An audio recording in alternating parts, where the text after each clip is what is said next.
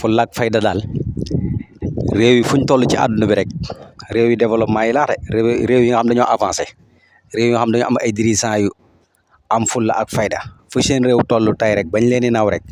fulla ak fayda moo leen fa tollale ay dirigeants yi am fulla ak fayda Ousmane Sonko daal vraiment neexul ba neexul mais kenn du yow quoi non assemblée nationale bii nag la sénégalais yi bëggoon assemblée nationale bii nag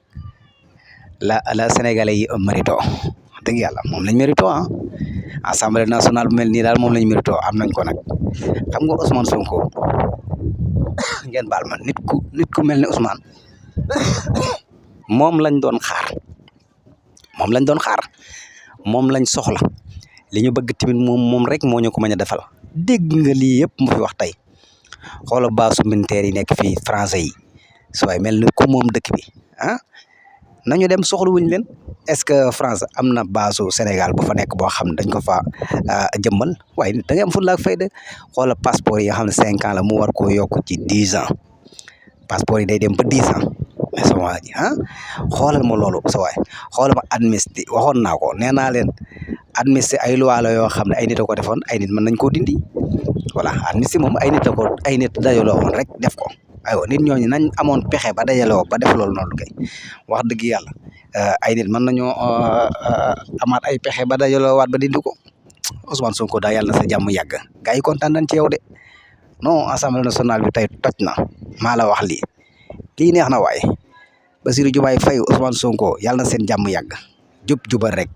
waaw jubbante rek ku ko bañ de ba nga génn réew mi rek tax xam ni moom ñii caaxaanoon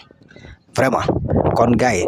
xanaa nag léegi seen xel dana dal coow li moom jërëtu ko wax na ko kay wax nañ ko ci assemblée nationale amnistie bi dafa war a deñ voilà ñu lijjanti gars yi fi nekkoon parce que saway bakkan gënul bakkan yaram gënul yaram kenn gënu fi kenn lan moo tax rek ñu jox leen doole Sénégal ñu jàpp Sénégal yi di duróor ak rey ak torturé aywa ba pare nag daan ne amnistie dara dootu xew way sam lii neex na daal lii daal moom moo yomb rek voilà def li ngay def ba pare ne voilà bu ko fi kenn waxee bu ko fi kenn te yéen ay ñan yéen ay nit dong ngeen fi ne léegi aywa nekkatu leen dara amatu leen pouvoir amatu leen dara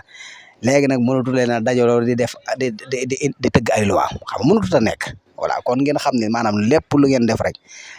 yéen ña dajaloon ba def ko rek am na ñeneen ñu mën a dajaloo waat ba dindi loolu noonu waaw kan yaakaar naa gars yi ba ngeen dalal seen xel tax xam ne Sénégal dina avancé voilà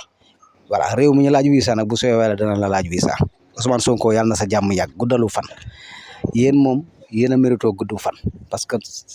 ay nit nii nga xam ne Sénégal leen tax a jóg